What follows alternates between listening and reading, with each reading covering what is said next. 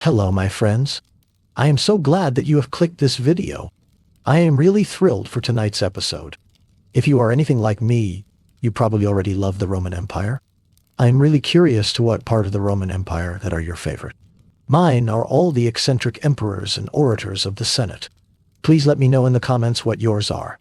As I said, I genuinely want to know. Well, now it's time to travel back in time again. So close your eyes now and let the noise of the modern world fade into the distance. Feel the air grow still, the way it does before a great story begins. You are standing at the edge of memory, at the threshold of a civilization that once ruled the known world. The year is not yet counted. The land before you is wild and untamed, a place of hills and forests, where the Tiber River winds quietly beneath the early light of dawn. Here, in this ancient valley, something is about to begin. Something that will shape the destiny of continents, of language, of art, of empire itself. You can almost hear it, the distant echo of footsteps upon stone, the rhythm of hammers shaping the first walls of a city that will one day be called Roma. This is where our journey begins, in legend, in myth, in the cradle of one of humanity's greatest stories. So take a slow, deep breath. Now, let your shoulders soften. Let the world around you fade until all that remains is the whisper of history itself. And together, we will travel from the birth of Rome to the final twilight of Byzantium. We begin not with history, but with a dream, a shimmering haze of an origin story. Let your mind drift back to the quiet banks of the Tiber. The air here is soft, damp with the morning mist rising from the cool, slow water. The only sounds are the gentle rustle of reeds and the distant call of a bird.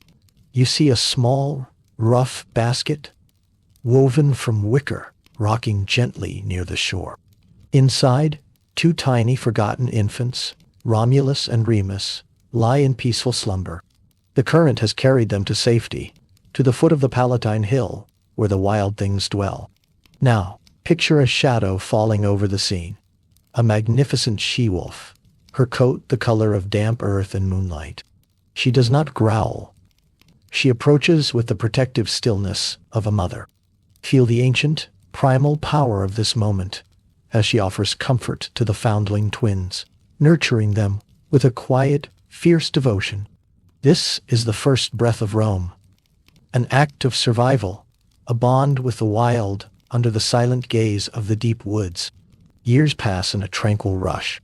The twins grow strong, filled with the energy of the river and the hills. They are drawn back to the very spot where they were found, to the cluster of 7 low hills overlooking the Tiber. Breathe in the scent of wild herbs and sun-baked earth as you watch them stand, side by side, drawing lines in the dust. Not merely for a village, but for a city, their own city. The line is drawn in the soil of the Palatine Hill. Feel the weight of the moment, the quiet solemnity of a founding ritual. Though the legend is tinged with sadness, the fateful quarrel, the loss of Remus, let your mind settle only on the emergence of the victor, Romulus, the first king. He stands atop the newly consecrated ground. The year, they say, is 753 years before the new era. The light shifts, becoming softer, a deep evening gold. The air is filled with the scent of wood smoke and damp clay as the first simple huts take shape. The early city grows quietly, drawing in settlers, outcasts, and wanderers. You are watching a small seed take root, nourished by the river, protected by the hills, and destined for an unimaginable future. For generations, the city is ruled by a succession of quiet, legendary kings, each adding a stone, a law, a tradition. But the air of royalty, the weight of a single ruler, does not sit easily upon the Roman spirit. A new structure, firm and grounded, is soon to rise. The Roman Republic. Senatus Populesque Romanus. The kings fade, not in a storm of fire, but in a gradual, firm assertion of shared authority. Take a gentle breath and step across the threshold, from legend into the early light of the Roman Republic. The air now feels different. It is charged with the measured cadence of debate and the solid presence of stone architecture. You are now standing in the heart of this new world, the Forum Romanum. Close your eyes for a moment and listen. You hear the slow, deliberate footsteps of men in simple togas, the rustle of papyrus scrolls, the low murmur of serious conversation. The atmosphere is one of profound, shared duty. This is the era of the Senate and people of Rome, Senatus Populusque Romanus, or SPQR. This is not the voice of a king, but the careful balance of a community. The wise council of the Senate, comprised of the elder statesmen and the vital power of the people, expressed through their assemblies and elected officials, the consuls. Feel the solid strength of this structure, built not on blood right, but on law and accountability. Watch as the earliest challenges arrive, testing the Republic's resolve. The first conflicts are close to home, skirmishes among the rolling green hills of the Italian peninsula. The Roman citizen is first and foremost a farmer, a patriot, and a soldier. He carries his plow and his sword with equal devotion. The early Roman army moves with a slow, disciplined rhythm. Picture the shimmering bronze of their helmets and the simple, stacked shields, moving like a steady tide across the landscape. They do not rush, they endure. Then the world grows larger, and the stakes become immense. The Republic now faces a power equal to its own, a maritime empire across the sea, Carthage. The air thickens with the salt tang of the Mediterranean. This is where Rome learns the true meaning of enduring commitment. The Punic Wars stretch across a century of slow, grinding conflict. Picture the mighty Carthaginian general, Hannibal, crossing the snow-capped Alps. You do not witness the conflict, but the aftermath. The stillness of the battlefields, the quiet resolve in Rome itself. Even after crushing defeats, the Senate does not panic. They simply rebuild, re-equip, and persist. This quiet, unbroken will is the true character of the Republic. It is an immense, immovable weight of collective purpose. After the dust settles, a vast new territory is absorbed. The Mediterranean becomes Mare Nostrum, or sea.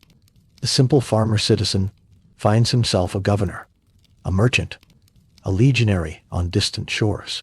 New wealth flows into the city, beautiful marble replaces rough stone, and the quiet dignity of the early Republic begins to feel the strain of this immense prosperity. Julius Caesar and the fall of the Republic. The weight of empire begins to press down upon the old, venerable structures of the Republic. The air of the Forum is no longer one of quiet, shared duty, but of sharp, anxious tension. The vast new wealth has created deep divisions between the immensely rich and the newly landless poor. Breathe slowly and visualize a man whose name will forever mark this turning point, Gaius Julius Caesar. He steps into this tense, divided atmosphere with a graceful, assured stride.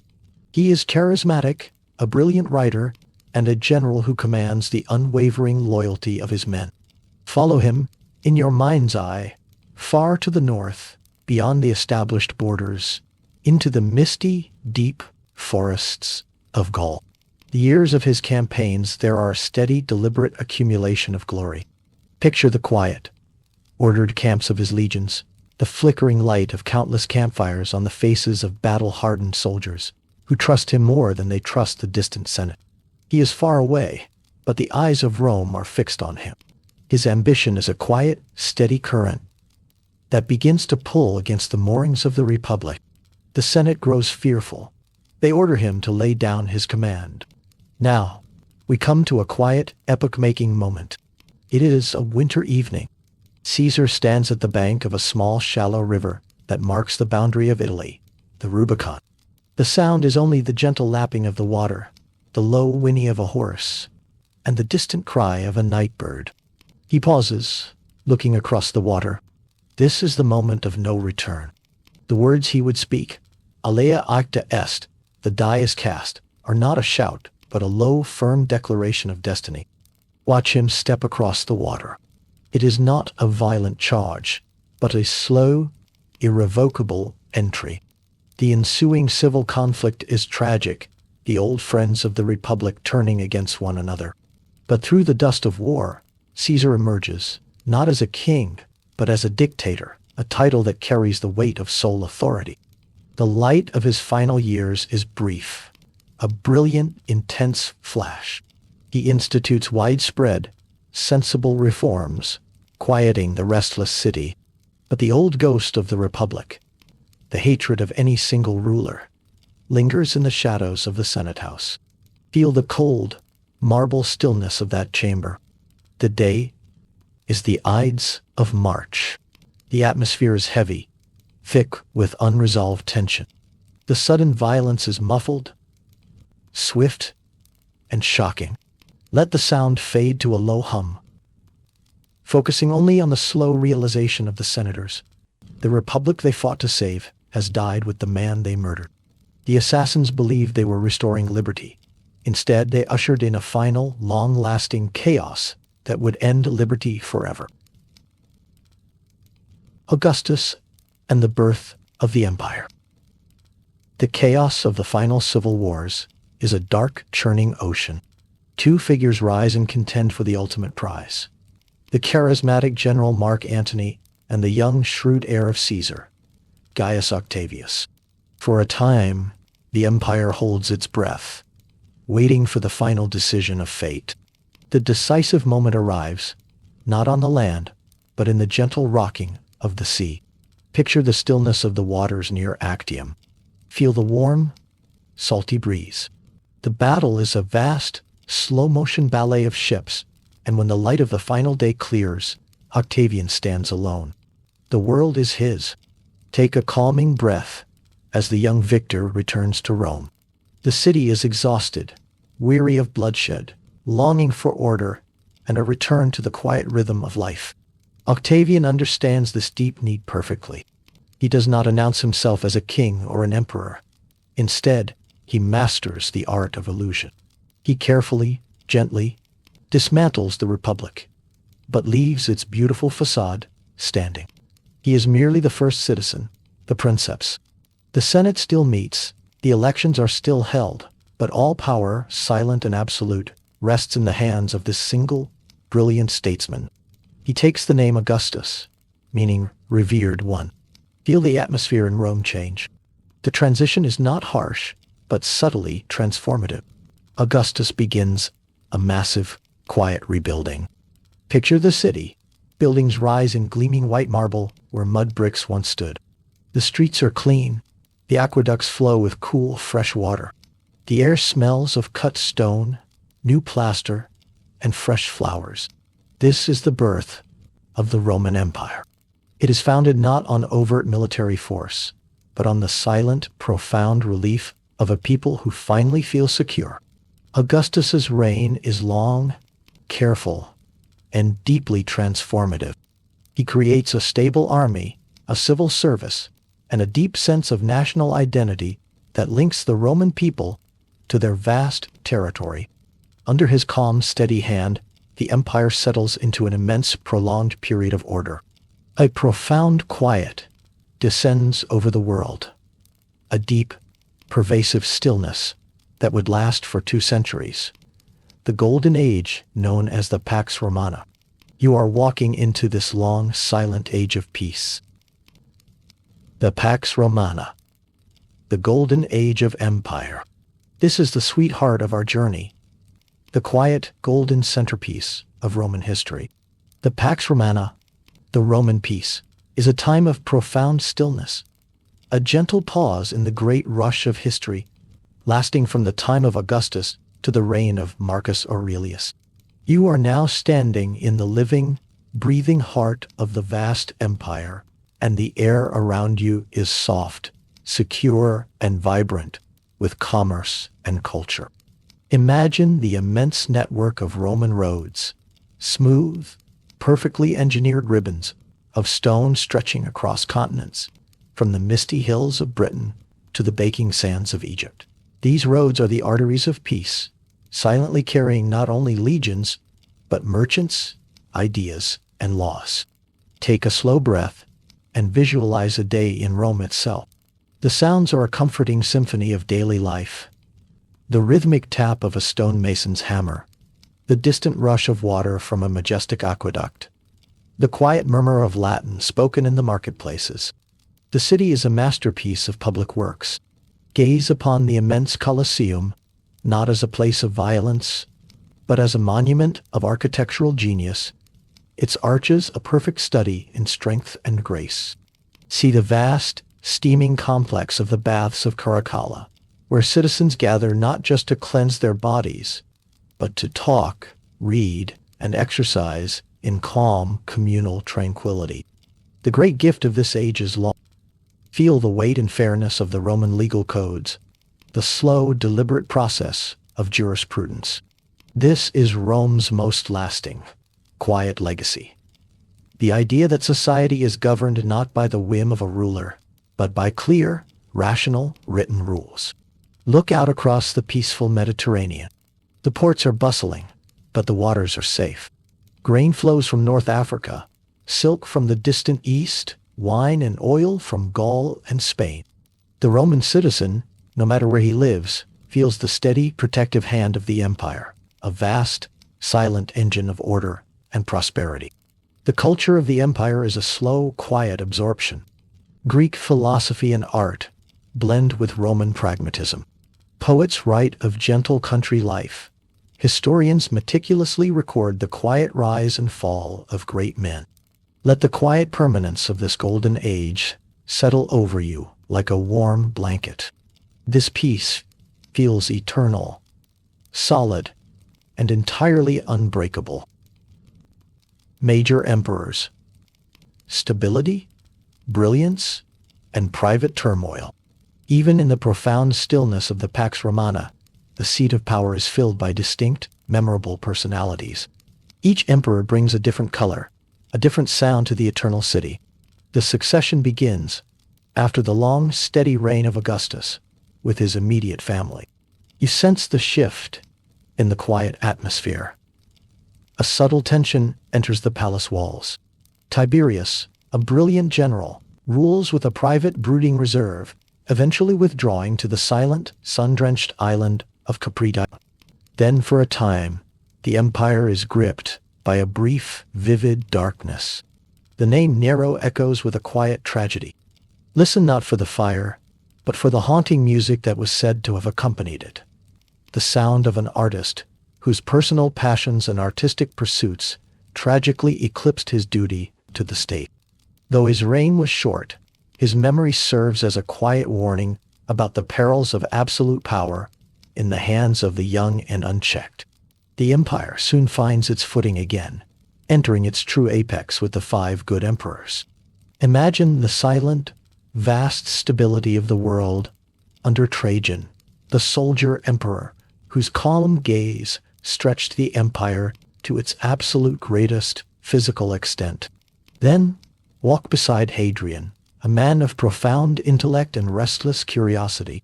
He does not seek conquest, but consolidation.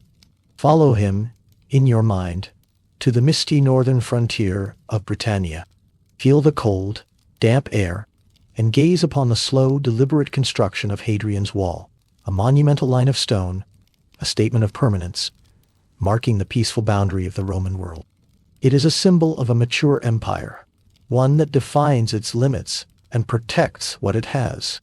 The Golden Age culminates with the philosopher-emperor, Marcus Aurelius. His reign is marked by a deep, quiet introspection. Picture him late at night, in the stillness of his tent on the frontier, writing his meditations. The sound is only the gentle scratching of his pen. His words are a testament to Stoicism, the practice of maintaining a quiet inner tranquility amid the external chaos of life. He represents the ideal of a ruler, calm, dutiful, and deeply reflective. But even under his thoughtful hand, the first distant tremors of future trouble begin to shake the edges of the Pax Romana. The crisis of the 3rd century and the Great Transformation. The quiet, golden stillness of the Pax Romana shatters. Step across this threshold into a century of turmoil, a period where the very foundations of the empire seem to shift and shake. The air now feels brittle, charged with anxiety. This is the crisis of the 3rd century. The security of the frontiers crumbles. Imagine the low, urgent drumbeat of countless skirmishes, the sudden, sharp violence along the northern and eastern borders. The legions are constantly moving, fighting not for glory, but for sheer survival. Inside the empire, the quiet, centralized authority dissolves. Emperor follows emperor in swift, chaotic succession. A total of 26 rulers in 50 years. These are the barracks emperors, elevated and cast down by the restless, fearful legions.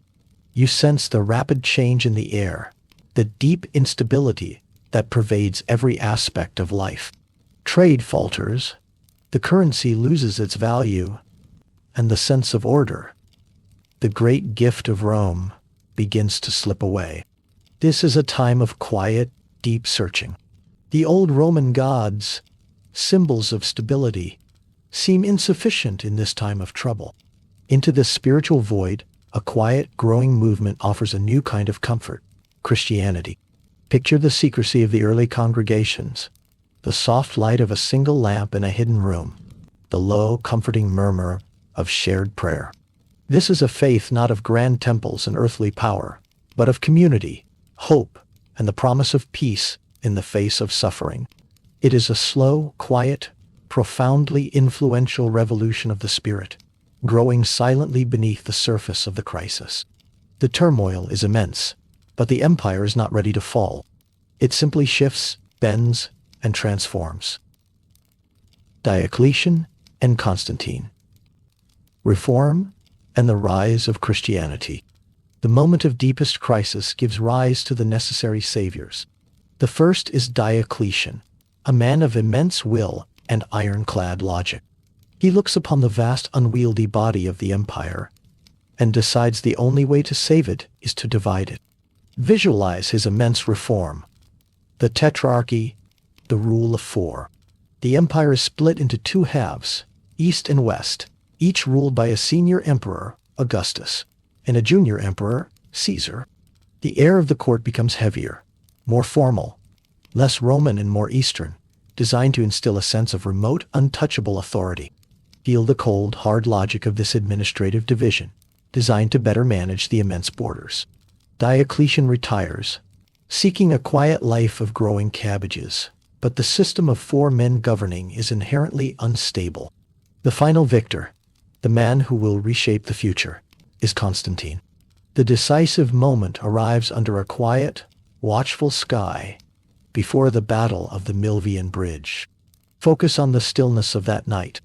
Legend tells of a vision, a sign in the heavens, that leads Constantine to adopt the Christian symbol. With his victory, the transformation is complete. Take a deep, gentle breath and feel the shift in the empire's soul. The Edict of Milan in 313 CE does not make Christianity the state religion, but it grants it legal tolerance. The persecution ends. The quiet gatherings in the shadows emerge into the light of day. The faith that began in secret now has the quiet, cautious patronage of the emperor. But the final act of transformation is the creation of a new Rome. Constantine chooses the ancient Greek city of Byzantium, a strategic, stunning location on the Bosporus. Watch as the new city rises, majestic and secure. When it is dedicated, he names it Constantinople, the city of Constantine. The heart of the empire, its memory, and its future, has quietly, irrevocably moved east. The division and the fall of the Western Roman Empire, 476 CE. The formal division of the empire into permanent eastern and western halves, in 395 CE, feels like a slow, quiet parting. Imagine 2 long-married partners, weary and distant, simply choosing separate paths. The air in the west is heavy with a sense of slow, inevitable decline. The west, with its capital eventually moved from Rome to the more defensible city of Ravenna, is continually beset by the slow, inexorable movement of peoples, the so-called barbarian tribes, pushed by vast forces from the east.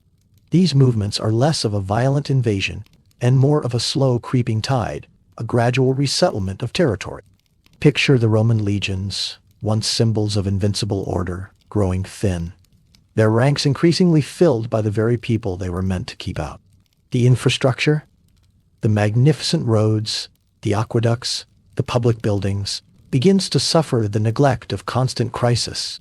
Feel the damp, cold air in the once grand western cities, now quieter, dimmer, retreating behind their walls.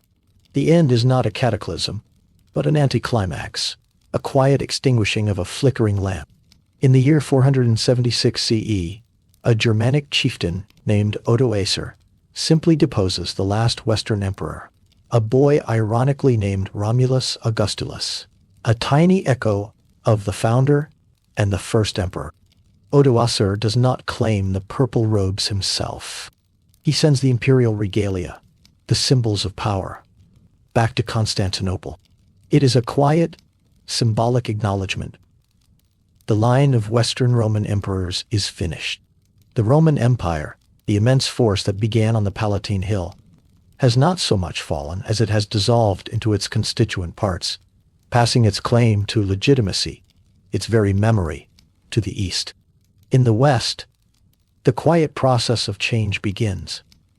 The blending of Roman law and culture with the traditions of the new Germanic kingdoms. The lights dim in the West, but they do not go out. The language, the law, and the memory of Rome linger, sinking deep into the soil of Europe. The Byzantine Empire. 1,000 years of light. Step across the water to the east, into the enduring brilliance of Constantinople, the Byzantine Empire. The air here is warmer, scented with spices and incense, and vibrant with an energy the West has lost. This empire is Roman, but profoundly changed, Greek in language, Orthodox Christian in faith, and intensely focused on the defense of its magnificent city. Imagine the immense, double-lined Theodosian walls, a quiet, unbreachable fortress of stone that stands watch for 1,000 years. The pinnacle of this era is the reign of Justinian in the 6th century. Feel the pulse of an attempted resurgence, a profound effort to recapture the lost glory of the West. His greatest, most lasting legacy is not military but intellectual. The quiet, meticulous compilation of the Corpus Juris Civilis, the codification of Roman law. This immense silent work is the ultimate Roman achievement, a perfect, rational structure of governance preserved for the future. Above all, gaze upon the stunning interior of the Hagia Sophia, the Church of Holy Wisdom. The light inside is not harsh, but diffused, golden and heavenly, reflecting off the vast, shimmering mosaics. Listen to the slow, deep chant of the Orthodox liturgy. This is a civilization defined by its faith, its law, and its imperial continuity. The centuries that follow are a slow, grinding defense against countless foes. The empire shrinks, but its core remains unyielding. It endures the rise of Islam, the invasions from the north, and, most tragically, the betrayal from the west during the Crusades. The sacking of Constantinople in 1204 CE by the very people who were meant to be its allies is a deep, quiet wound from which it never fully recovers. The light begins to fade, but the Roman memory holds fast. The final fall of Constantinople. The last breath, 1453 CE. The journey draws to its inevitable close. The final chapter of the Roman story is set on a single, fateful night in May of 1453. The vast, once shining empire has shrunk to its capital, a jewel encased in ancient, fading walls. The air in Constantinople is heavy, with a profound sense of doom, yet a quiet, resolute determination. Picture the last emperor, Constantine IX, standing atop the ancient walls. He is not a mighty emperor of the Pax Romana, but a solemn, dignified figure, sharing the final vigil with his few remaining soldiers, Greeks, Venetians, Genoese, all united by a memory of Rome. The sound is immense. the slow grinding siege engines, the sharp crack of massive new cannon fire, a sound that signals the end of ancient warfare and the dawn of a new age. Let the noise soften and focus instead on the final moments inside the city. The last service is held in the Hagia Sophia. The light of countless candles flickers on the golden mosaics. The sound is the quiet, heartbreaking beauty of the final liturgy. A profound, deep connection to 1,000 years of faith and history. The end is swift. The walls are finally breached. The violence is a sudden sharp shock, but let your mind settle immediately on the deep enduring stillness that follows the noise. On the morning of May 29, 1453, the Roman Empire, in its Byzantine form, ceases to exist. The gates are closed on the vast, 2,206-year-old story. But history is not a simple ending. When the smoke clears, the scholars, the artists, the philosophers, and the texts of Byzantium quietly disperse across the sea, carrying their precious cargo, the wisdom of Greece and the laws of Rome, to the emerging West, fueling the very spark of the Renaissance. The empire is gone, but the legacy is secured. The legacy of Rome in memory and stone. Take a final, slow, deep breath and gently rise out of the historical moment. You are now standing back in the present, looking back across the vast river of time we have just crossed. The city of Rome, the empire of the Caesars, the majesty of Byzantium. It has all faded, yet it is all still here. Feel the profound, quiet weight of the Roman legacy beneath your feet. In law, listen to the slow, steady rhythm of the modern courtroom. The concepts of justice, due process, and the rights of the accused, they are the quiet, eternal echoes of Justinian's code. In language, open your mind to the soft sounds of French, Spanish, Italian, and Romanian. These are the beautiful, living descendants of Latin, the common tongue that stitched the empire together. Even the words we use now, Senate, Republic, Emperor, Citizen, are Roman ghosts that still structure our thought. In architecture, gaze upon the perfect arch, the immense dome, the solid, unyielding strength of concrete. This aesthetic of durable, useful beauty is Rome's gift to the permanent landscape of the world. The dream is finished, but the journey continues. You have walked through the great silence of history, a profound narrative of rise, endurance, and transformation. The Roman Empire lives not in stone and marble alone, but in the quiet, steady rhythm of order, law, and language that still guides our world. Let the final images fade, a tranquil river, an ancient wall, a silent scholar, and the warm, comforting scent of history preserved. The Roman Republic, Senatus Populesque Romanus. The air now feels different. It is charged with the measured cadence of debate and the solid presence of stone architecture. Take a gentle breath and step across the threshold, from legend into the early light of the Roman Republic. The removal of the last Tarquin king was not a sudden burst of anger, but a firm, quiet determination by the Roman people that power should never again rest completely in a single man's hands. You sense the profound gravity of this commitment. They were building something entirely new, built upon the bedrock of law and shared duty. You are now standing in the heart of this new world. The Forum Romanum. It is not yet the magnificent marble complex of the imperial age, but a bustling valley of practical, sober buildings. The ground beneath your feet is worn earth, transitioning slowly to rough paving stones. Close your eyes for a moment and listen deeply. You hear the slow, deliberate footsteps of men in simple togas, the rustle of papyrus scrolls being unrolled, the low, serious murmur of conversation. The atmosphere is one of profound, shared responsibility, a careful, almost suspicious distribution of authority. This is the era of the Senate and people of Rome. Senatus Populesque Romanus, or SPU Cor. Allow that phrase to settle into your consciousness. A powerful, quiet acknowledgement that no one man rules. Power is a careful balance. First, there is the Senate. Picture this body, not of youthful, ambitious men, but of the elder statesmen, the former magistrates, the most respected heads of families, the patres. They gather in the curia, a space filled with a deep earthy scent of aging wood and solemn history. They do not legislate. They advise. Their power is one of tradition, wisdom, and immense prestige. Feel the weight of their gaze. These men are the anchors of the state, slow to change, firm in conviction.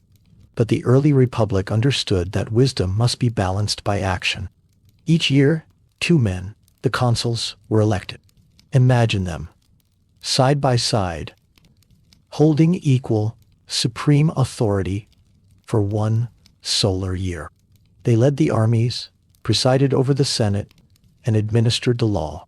The essential feature is their duality. They checked one another, ensuring that no single individual could assume the power of a king. Their office was temporary, their accountability absolute. Yet, this careful structure did not rise without internal tension. The early republic was marked by the slow, grinding struggle between the patricians, the wealthy, aristocratic families, and the plebeians, the common citizens, the farmers, craftsmen, and traders. This conflict was not a swift, violent war, but a long, quiet process of political negotiation. You witnessed the moments of peaceful secession, where the plebeians would simply, quietly, abandon the city and gather on a nearby hill, refusing to work or fight until their grievances were addressed. Feel the quiet power of this non-violent protest. It led to the creation of the tribunes of the plebs, officials elected from the common people, imbued with the sacred power to halt or veto any Senate action they deemed harmful to the common citizen. This powerful word, veto, I forbid, is the sound of true political balance taking root. They also secured the codification of the laws, the 12 tables, chiseled onto bronze tablets and displayed publicly in the forum. No longer could law be arbitrary or hidden. It was fixed, clear, and visible to all. Feel the solid reassurance of these ancient laws, the first clear foundation of Roman jurisprudence. The air now feels different. It is charged with the measured cadence of debate and the solid presence of stone architecture. Take a gentle breath and step across the threshold, from legend into the early light of the Roman Republic. The removal of the last Tarquin king was not a sudden burst of anger, but a firm, quiet determination by the Roman people that power should never again rest completely in a single man's hands. You sense the profound gravity of this commitment. They were building something entirely new, built upon the bedrock of law and shared duty. You are now standing in the heart of this new world, the Forum Romanum. It is not yet the magnificent marble complex of the imperial age, but a busy sloping valley of practical, sober buildings. The ground beneath your feet is worn earth, transitioning slowly to rough paving stones. Close your eyes for a moment and listen deeply. You hear the slow, deliberate footsteps of men in simple, heavy wool togas, not the flowing, impractical garments of the empire, but robes of serious utility. You hear the rustle of papyrus scrolls being unrolled and the low, serious murmur of conversation. The atmosphere is one of profound, shared responsibility, a careful, almost suspicious distribution of authority. This is the era of the Senate and people of Rome, Senatus Populus Romanus, or SPQR. Allow that phrase to settle into your consciousness, a powerful, quiet acknowledgement that no one man rules. Power is a careful balance of prestige, action, and popular consent. First, there is the Senate. Picture this body, not of youthful, ambitious men, but of the elder statesmen, the former magistrates, the most respected heads of families, the patres. They gather in the curia, a space filled with a deep, earthy scent of aging wood, solemn history, and unmoving benches. They do not legislate. They advise, their power rooted entirely in tradition and immense prestige. Feel the weight of their gaze. These men are the anchors of the state, slow to change, firm in conviction, drawing strength from the ancestors whose memory they honor. Their collective experience provides a quiet, steady hand that often outlasts the term limits of any single magistrate. But the early republic understood that wisdom must be balanced by action. Each year, 2 men, the consuls, were elected. Imagine them, side by side, holding equal, supreme authority for 1 solar year. They led the armies, presided over the Senate, and administered the law, their authority symbolized by the fasces, the bundles of rods carried by their lictors. The essential feature is their duality. They checked one another, ensuring that no single individual could assume the power of a king.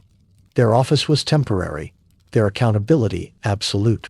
They were forced to cooperate, to compromise, or to deadlock, and this tension was considered a virtue, a guarantor of liberty, the quiet strength of the plebeian struggle. Yet, this careful structure did not rise without internal tension. The early republic was marked by the slow, grinding struggle between the patricians, the wealthy, aristocratic families, and the plebeians, the common citizens, the backbone of the army and the economy. This conflict was not a swift, violent war, but a long, quiet process of political negotiation and profound persistence. You witnessed the moments of peaceful secession, where the plebeians would simply, quietly abandon the city and gather on the nearby Aventine Hill, refusing to work or fight until their grievances were addressed. Feel the quiet power of this non-violent protest, a demonstration of collective withdrawal. This act, repeated several times, forced the elite to concede power. It led to the creation of the tribunes of the plebs, officials elected from the common people, wearing the simple dress of the working man. They were declared sacrosanct. Their persons were inviolable, protected by a religious oath. They were imbued with the sacred power to halt, or veto, I forbid, any Senate action or consular decree they deemed harmful to the common citizen. This powerful word is the sound of true political balance taking root, a quiet check against aristocracy. The plebeians also secured the codification of the laws, the 12 tables, chiseled onto massive bronze tablets and displayed publicly in the forum. No longer could law be arbitrary or hidden. It was fixed, clear, and visible to all. Feel the solid reassurance of these ancient laws, the first clear, written foundation of Roman jurisprudence, ensuring that justice was blind and accessible. The unwavering advance and the disciplined farmer. As the internal structures solidified, the external world began to test Rome's resolve. The early Roman citizen was first and foremost a farmer, a patriot, and a soldier. His greatest virtue was pietas, a sense of duty to his gods, his family, and the state. He carried his plow and his sword with equal devotion, returning to his small farm, the Heredium, after every campaign.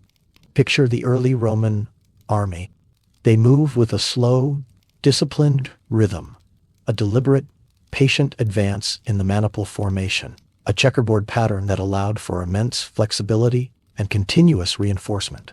This is not the wild charge of the barbarian, but the measured, relentless step of the legion. Visualize the shining bronze of their helmets, the large rectangular scutum shield, and the short, deadly gladius. They are not merely fighters, they are engineers, builders, and logistical masters. Every night, no matter how tired, they build a fortified, perfect camp, a temporary square city of earthworks and wooden palisades, demonstrating their unwavering belief in order over chaos. They absorb their neighbors not by crushing them entirely, but by drawing them into a sophisticated network of alliances and obligations.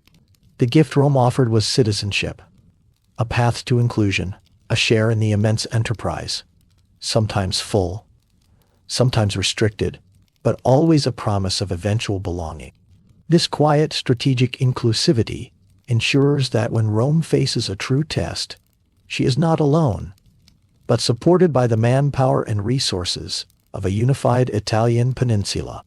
The steady willingness to integrate, rather than merely subjugate, is a key to Rome's enduring strength. The Punic Wars, testing the soul of the Republic.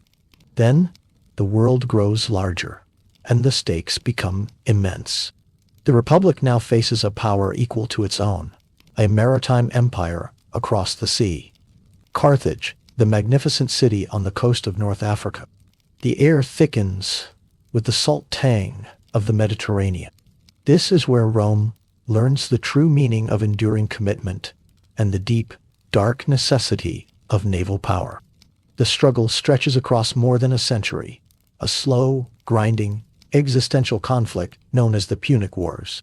The First Punic War is a clumsy, decade-long scramble for control of the island of Sicily. Rome, a land-based power, had no navy to speak of. Yet, with quiet, terrifying determination, they built one, copying a captured Carthaginian design. Imagine the vast shipyards, the smell of fresh-cut pine and hot pitch, the frantic, focused energy of men learning to row and fight upon the unfamiliar rocking waves. This ability to adapt and persist defines the Roman spirit. But the ultimate test comes with the Second Punic War. Breathe slowly and visualize the immense, formidable shadow of the Carthaginian general, Hannibal Barca. He's a military genius whose ambition fills the entire Roman world with dread. Follow him, in your mind's eye, across the vast span of the Alps. The journey is not a battle, but an odyssey, a quiet, freezing, monumental feat of logistics. Picture the slow, terrible beauty of that crossing. The snow-capped peaks, the bone-chilling cold, the massive, silent shapes of the war elephants, picking their way across the narrow, icy passes. This is the moment Rome's endurance is truly challenged. Hannibal wins overwhelming, decisive victories at the Tiber River, at Lake Trasimene, and most devastatingly, at Cannae. In this quiet moment, feel the immense sadness and shock that settles upon the Roman psyche. At Cannae, 70,000 Romans lay dead. It is a loss that should have broken the Republic entirely. But here is the quiet, magnificent strength of Rome. The Senate does not panic. They do not sue for peace. They simply state, we rebuild. We persist. They refuse to treat with the enemy while he stands on Italian soil. The citizens endure austerity with a profound, nationalistic quietude. Hannibal, trapped by the vastness of the land he had conquered, and unable to besiege the mighty walls of Rome itself, spends years wandering, his strength slowly leaching away. The final stroke comes from the young Roman general, Scipio Africanus, who dares to take the war to Carthage itself. Feel the subtle shift in momentum, the quiet return of Roman confidence. The final, decisive battle at Zama ends the threat forever. The dust settles. The immense cost is clear, but the gain is immeasurable. Rome is no longer merely an Italian power. She is the undisputed mistress of the West.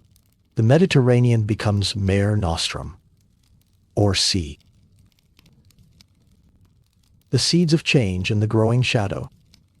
The victory brings not only security, but a torrent of change.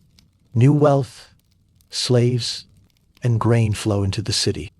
The simple, small-scale farming life that was the foundation of the citizen soldier begins to collapse.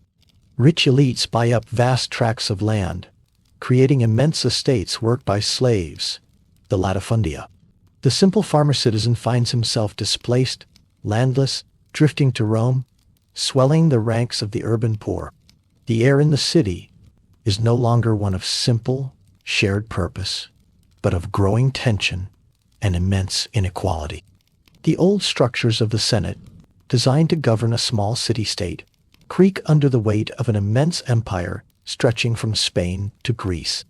Two earnest, principled figures, the Gracchi brothers, Tiberius and Gaius, try to gently pull the Republic back to its ethical roots, proposing modest land reforms to benefit the displaced poor.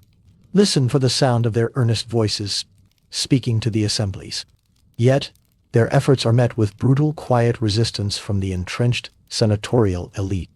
Their tragic end marks a grim new precedent, Political disputes are now settled not by debate and law, but by violence in the streets of Rome.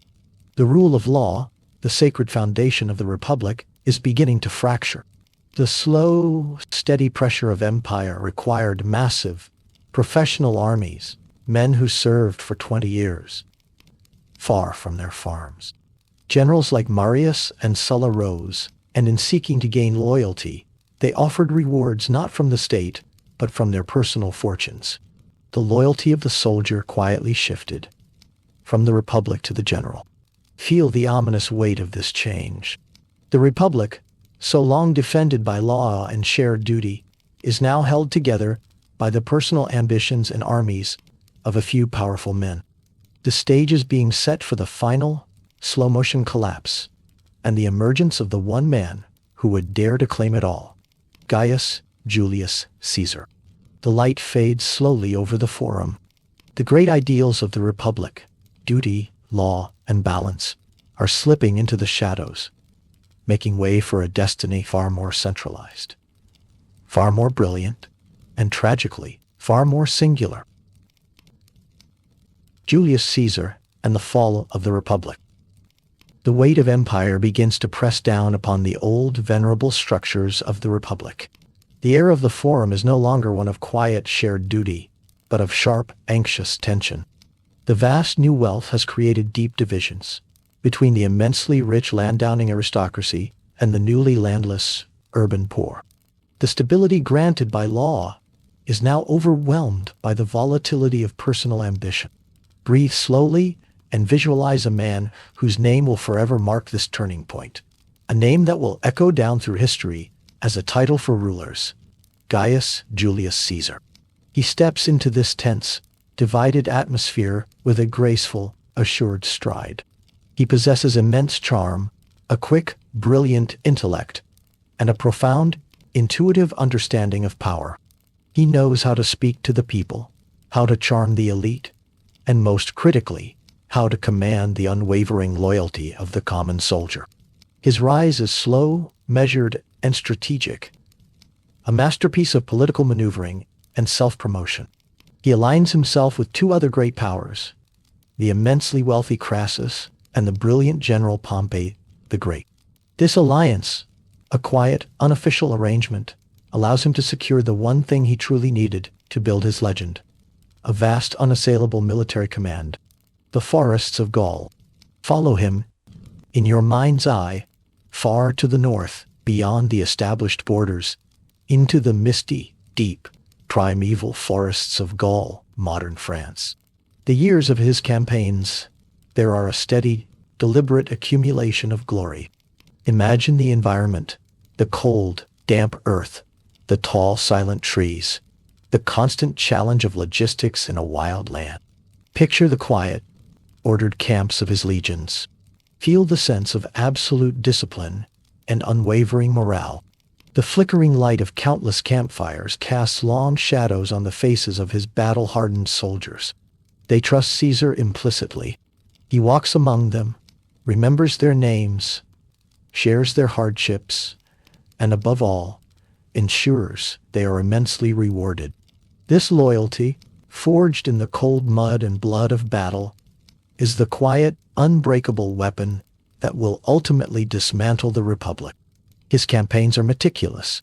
He writes his own history, the commentaries on the Gallic War, with a clear, steady prose. He is far away, but the eyes of Rome are fixed on him. Each victory, each extension of Roman territory, quietly strengthens his claim to power. The Senate, meanwhile, grows fearful of this brilliant popular general whose success is dwarfing their own authority. They are stuck in Rome, debating the finer points of tradition, while Caesar is conquering a continent. The threshold of destiny. Caesar's ambition is a quiet, steady current that begins to pull irresistibly against the moorings of the Republic. As his command draws to a close, the fearful Senate, led by his increasingly paranoid former ally, Pompey, orders him to lay down his command, dismiss his armies, and return to Rome as a private citizen. The demand is a trap. To return defenseless is to face trial and ruin. Now, we arrive at a quiet, epoch-making moment. It is a winter evening, the year is 49 BCE. Caesar stands at the bank of a small, shallow river that marks the boundary of Italy itself, the Rubicon. This river is the sacred line. To cross it with an army is an act of war against the state, an irrevocable decision. Focus your attention entirely on the sensory details of this single freezing moment. The sound is only the gentle lapping of the water against the muddy bank, the low whinny of a restless horse, and the distant, lonely cry of a night bird. The cold air catches your breath. Caesar pauses, looking across the dark water toward the light of the distant Roman world. He is deciding the fate of the Republic, and perhaps the shape of the next 2 millennia. He does not rush. He weighs the options. This is the moment of no return. The words he would utter, alea acta est, the die is cast, are not a triumphant shout, but a low, firm declaration of destiny, a philosophical acceptance of an irreversible course of action. Watch him step into the shallow water. It is not a violent charge, but a slow, irrevocable entry. His men follow, their steady footfall sounding heavy on the river stones. The crossing itself is unremarkable, yet it is the most important single step in the history of the Republic. The brief, intense light of dictatorship. The ensuing civil conflict is tragic, a prolonged, unnecessary struggle that sees the old friends of the Republic turning against one another. Pompey, the stalwart defender of the Senate, eventually falls in Egypt. Caesar emerges, not as a king, but as a dictator, a title that originally meant a temporary emergency ruler, but which he claimed indefinitely, then for life. This title carries the weight of sole, unchallenged authority, the very thing the Republic had been founded to prevent. The light of his final years is brief, a brilliant, intense flash. He wields his singular power effectively, focusing on the deep, quiet needs of the empire. He institutes widespread, sensible reforms. He cancels crippling debts, settles landless veterans, and initiates a massive, effective public works program. He reforms the confusing, chaotic calendar, giving us the steady, reliable Julian calendar that structures our days even now. He brings order and competence back to a weary, anxious city. But the old ghost of the Republic, the deep, abiding Roman hatred of Rex, king or single, unchecked power, lingers in the shadows of the Senate House. Many, who hated the idea of monarchy more than they loved Caesar, began to quietly plot his downfall. The Ides of March. Feel the cold, marble stillness of that chamber. The Senate, meeting temporarily in the portico of Pompey. The day is the Ides of March, 44 BCE. The atmosphere is heavy, thick with unresolved tension, a quiet fear mixed with desperate hope. Visualize Caesar entering, brushing aside the small warnings, assuming the safety of his immense prestige. He takes his seat at the center of the chamber, surrounded by hundreds of senators. The sudden, shocking violence is muffled and swift, a flurry of short, sharp movements and whispers. Let the sound fade to a low, distant hum. Focus only on the profound stillness that descends the moment the deed is done. Caesar falls, not beneath the walls of a foreign city, but at the feet of a statue of his former friend and rival, Pompey. The immediate aftermath is a silence deeper than death. The conspirators stand over the body, holding their bloody daggers, believing they have restored liberty. They rush out into the forum, shouting their triumph, expecting to be hailed as heroes. But the city does not cheer. It is struck dumb, then gripped by confusion and paralyzing fear. The assassins believed they were restoring the Republic. Instead, they had merely murdered its only guarantee of stability. They had ushered in a final, long-lasting chaos that would end the Free State forever. The tragic irony is complete. In killing Caesar to save the Republic, they proved that only one man's personal power, the kind of power Caesar possessed, could hold the vast empire together. The Roman world recoiled from the violence, longing desperately for the return of quiet, ordered government. The power vacuum left behind is terrifying. The stage is now set for a final, grinding war for succession, a conflict that will finally absolutely determine that Rome's destiny lies not with the Senate, but with a single, absolute ruler. That ruler will be the young, quiet, immensely shrewd heir of Caesar, Octavius. Augustus and the birth of the empire. The chaos of the final civil wars is a dark, churning ocean. The sharp, bitter taste of political violence lingers in the Roman air. Two figures rise and contend for the ultimate prize: the charismatic general and companion of Caesar, Mark Antony, and the quiet, disciplined, and immensely shrewd heir of Caesar, Gaius Octavius. For a time, the empire holds its breath, waiting for the final decision of fate. The world watches as the two men carve up the Roman sphere of influence. Antony in the rich ancient East, tied to the magnificence of Queen Cleopatra. Octavian in the pragmatic, methodical West. This division is simply a pause before the final, inevitable collision. The decisive moment arrives, not on the land, but in the gentle rocking of the sea. Picture the stillness of the waters near Actium on the western coast of Greece. Feel the warm, salty breeze, and the subtle, nervous tension that hangs over the vast fleets. The battle, though messy and prolonged, ends with the quiet, overwhelming victory of Octavian's forces. When the light of the final day clears, Octavian stands alone.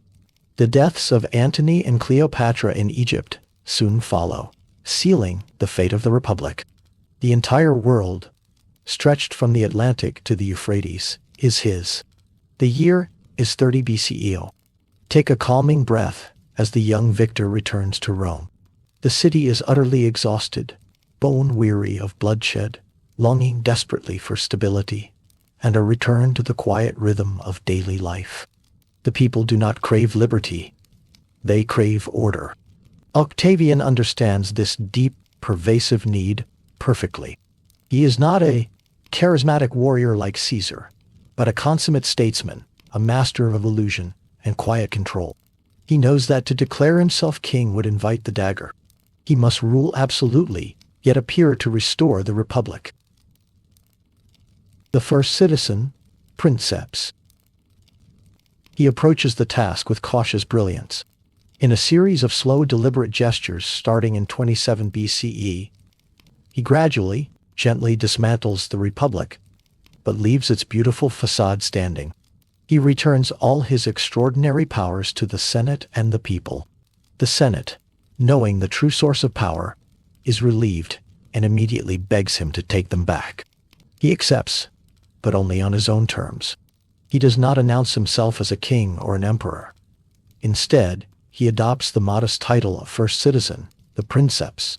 The Senate still meets, the elections are still technically held, the consuls still serve their term. But all real power, the command of the armies, the control of the provinces, the authority to pass and veto laws, silent and absolute, rests in the hands of this single brilliant statesman. He carefully accumulates the key powers of the Republic's highest offices. He is granted tribunician power, the power of the plebeian tribune, giving him sacrosanctity and the power to veto, and proconsular power, the power of a governor, giving him command of the armies.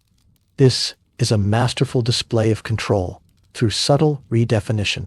In a moment of profound significance, the Senate bestows upon him the name Augustus, meaning revered one, a term that suggests profound religious and social authority rather than mere political power. Feel the atmosphere in Rome change. The transition is not harsh, but subtly transformative. The anxiety dissolves into a deep, pervasive relief. The quiet rebuilding of Rome. Augustus begins a massive, quiet rebuilding program. His famous boast was that he found Rome, a city of brick, and left it a city of marble. Visualize the transformation. Where mud bricks and rough stone once stood, grand, gleaming white marble structures now rise. The streets are paved and cleaned, the aqueducts flow with cool, fresh water, and beautiful new temples are quietly dedicated. The air smells of cut stone, fresh plaster, and the deep earthy scent of new construction. This stability is not merely superficial. It is an economic and moral renewal. He restores traditional Roman virtues, duty, simplicity, and family structure, not through force, but through patronage and example. This period is marked by a sudden, intense flourishing of the arts, known as the Augustan Age.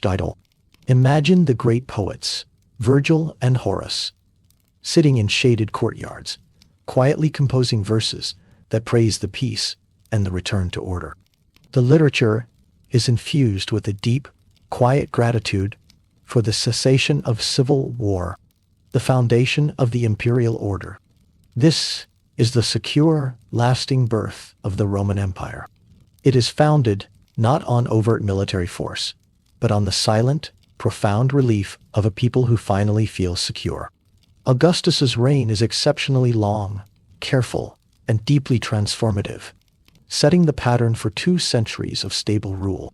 He creates a stable, professional army, fixing the legions on the frontiers to protect the borders, rather than letting them fight for generals in civil wars. He establishes a permanent, professional civil service, administering the immense territories with efficiency and quiet competence. The boundary of the empire settles, primarily along the great rivers, the Rhine and the Danube. After a devastating defeat in the Teutoburg Forest in Germany, Augustus wisely recognized the limits of Roman power and quietly stopped the expansion. The mission was no longer unending conquest, but consolidation and security. The final tranquility. Augustus, the first emperor, the quiet architect of this new world, dies peacefully in 14 CEA. His death is not followed by civil war, but by the quiet, orderly accession of his chosen heir, Tiberius. This seamless transfer of power is the final, greatest testament to Augustus's genius.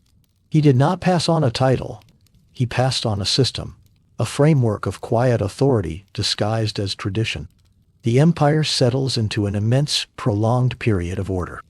A profound quiet descends over the entire Roman world, a deep, pervasive stillness that would last for nearly 2 centuries.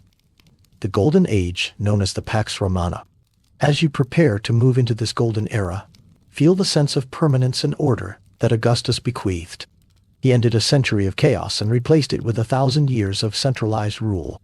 He gave Rome what it desperately needed: one man, quiet and absolute, holding all the strings of power, allowing the rest of the world to rest. You are walking into this long, silent age of peace, where the grand project of Roman civilization will reach its absolute zenith. The Pax Romana, the Golden Age of Empire. This is the sweetheart of our journey, the quiet, golden centerpiece of Roman history. The Pax Romana, the Roman peace, is not merely a span of years, but a profound, sustained stillness, a gentle, immense pause in the great rush of history, lasting for over 200 years, from the time of Augustus to the reign of Marcus Aurelius. You are now standing in the living, breathing heart of the vast empire, and the air around you is soft, secure, and vibrant with commerce and culture. Feel the pervasive, quiet assurance that the borders are protected, that the law is just, and that tomorrow will look very much like today. This certainty is the greatest gift of the peace. The arteries of empire, roads and sea. Imagine the immense network of Roman roads, smooth, perfectly engineered ribbons of stone stretching across continents, from the misty hills of Britain to the baking sands of Egypt. They are straight, built for endurance, and they are the true arteries of this era. These roads are the silent veins of peace, carrying not only legions when needed, but more often, merchants, ideas, and the codified laws of Rome.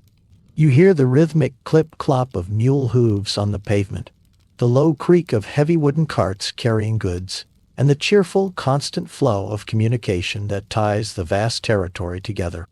Look out across the peaceful Mediterranean Sea. The waters are safe. Piracy has been largely extinguished. This enormous body of water, which connects 3 continents, has truly become mare nostrum, or sea. Picture the slow, broad sails of grain ships, wine barges, and timber carriers moving unmolested between vast, busy ports like Alexandria, Ostia, and Carthage. Grain flows from North Africa to feed Rome. Silk comes from the distant east, and wine and oil are shipped from Gaul and Spain. The sheer scale of this quiet international commerce underpins the stability of the age. A day in the city. Take a slow breath and visualize a day in Rome itself, the capital of this stable world. The air is warm, dry, and filled with a comforting symphony of daily life. The sounds are distinct. The rhythmic tap of a stonemason's hammer, the distant rush and steady splash of water from a majestic aqueduct, the low, educated murmur of Latin spoken in the marketplaces and libraries. The sun warms the vast, smooth marble surfaces. Gaze upon the immense architectural achievements. The Forum is now not a muddy meeting place, but a stunning integrated civic center. See the mighty arches of the Colosseum, not primarily as a place of violence, but as a monument of architectural genius, its tiered seating and perfect arches a study in strength and grace. The concrete, Rome's hidden invention, allows them to shape space with astonishing ambition. Now, follow the gentle current of daily life toward the immense, steaming complex of the baths. These are not merely places to cleanse the body. They are communal centers of tranquility. Feel the damp, warm air. Listen to the low echoes of conversation in the tepidarium, warm room, and the splash of water in the frigidarium, cold plunge. Citizens gather here to talk philosophy, read aloud, exercise, and discuss politics. A quiet, democratic ritual of Roman society, open to almost all. The single greatest gift of this age, the quietest and most enduring, is law. Walk. Feel the solid strength and fairness of the Roman legal codes, the slow, deliberate, rational process of jurisprudence. The Roman judge sought not quick vengeance, but balanced justice. This is the central Roman achievement. The idea that society is governed not by the whim of a ruler or the arbitrary decree of a priest, but by clear, rational, written rules. The jus, this vast, meticulous body of law, establishes precedents, defines property rights, and structures the very relationship between the individual and the state. It is a quiet, intellectual structure built to last, the invisible architecture of civilization itself. The culture of the empire is one of slow, quiet absorption and pragmatism. Roman pragmatism blends beautifully with the refined philosophy and art inherited from Greece. Poets like Virgil, long after Augustus, continue to write of gentle country life and the idealized virtues of the farmer. Historians like Tacitus record the quiet, serious lessons of the past. Education is valued highly. Libraries are stocked with scrolls, and learning is a quiet, continuous process, ensuring the administration and intellectual life of the empire remain vigorous. The vast territory is stitched together not by force, but by a shared identity. The Roman citizen, whether he lives in London, Lyon, or Leptis Magna, feels the steady, protective hand of the empire. He speaks Latin in the marketplace. He benefits from Roman roads and law, and he knows that the legions stand watch for him. It is a vast, silent engine of order and prosperity. This golden age is the height of Roman self-confidence. The Pax Romana feels eternal, solid, and utterly unbreakable. The challenges of the past, civil war and foreign enemies, seem like distant history. The world has settled into a deep, comfortable rhythm, a hypnotic stillness that allows for profound cultural flourishing. But the emperors themselves, who oversee this great peace, vary wildly in temperament and character. Even in this long, sunny noon of the empire, the quiet dangers of unchecked, hereditary power will occasionally surface to threaten the tranquility. The quiet stability of the system will soon be tested by the very men entrusted to uphold it. Major emperors, stability, brilliance, and private turmoil. Even in the profound stillness of the Pax Romana, the seat of power is filled by distinct, memorable personalities. The transition of the empire from a republic to a hereditary monarchy meant that the entire world's stability hinged upon the character of one man. Each emperor brings a different color, a different sound, and a different internal tension to the eternal city. The Julio-Claudian dynasty, the weight of heritage. The succession begins after the long, steady reign of Augustus with his immediate family, the Julio-Claudian dynasty. You sense the shift in the quiet atmosphere, a subtle, familial tension that creeps into the palace walls. The challenge now is not external war, but the immense, unnatural pressure of absolute power operating within the confines of a single, powerful family line. The first successor is Tiberius, a brilliant general, stepson to Augustus. He inherits a secure state, yet he rules with a private, brooding reserve. His is a cautious, deeply frugal hand, ensuring the treasury remains full and the borders quiet. Picture him as a man of immense duty, but little joy. His temperament was ill-suited to the political theater of Rome, where every word and gesture was scrutinized. He eventually withdraws almost completely from the city, seeking the profound silence of the sun-drenched, rugged island of Capri. Imagine the quiet, isolated villas built high on the cliffs, overlooking the vast blue expanse of the Tyrrhenian Sea. Here, the governance of the empire continues, but the heart of the government in Rome feels distant, anxious, and suspicious under the direction of his prefects. The dynasty continues, marked by brief flashes of instability. The empire endures the short, frightening rule of Caligula, a man whose power quickly overwhelmed his reason. Then, the scholarly, awkward Claudius takes the throne, a man more comfortable in the library than the public spotlight. Yet, his quiet, bureaucratic competence expanded the empire into Britain and established a crucial professional civil service filled with freedmen, transforming administration from a private game into a managed state affair. He gave Rome the quiet gift of efficient paperwork. Then, for a time, the empire is gripped by a brief, vivid darkness in the form of Nero. Listen not for the violence, which we avoid, but for the haunting music and theatrical pursuits that consumed him. He was an artist who desired applause above all things. He oversaw vast, expensive building projects, including his famous Domus Aurea, the Golden House. Feel the atmosphere of extravagant, reckless spending and profound artistic obsession that marks his reign. He represents a quiet tragedy, the peril of absolute power in the hands of a young, artistic soul whose personal passions eclipsed his duty to the immense, sober state. His memory serves as a quiet warning about the constant need for restraint within the palace walls. The death of Nero brings the first major rupture since Augustus, the year of the four emperors, 69 CE. It is a rapid, jarring period of instability where four different men claim the purple robes. It proves that Augustus's system was fragile, but also that the empire itself, the laws, the legions, and the civil structure, was robust enough to survive even a temporary civil war among its leaders. The Flavians and the Age of Consolidation. Stability returns with the rise of the Flavian dynasty, beginning with Vespasian.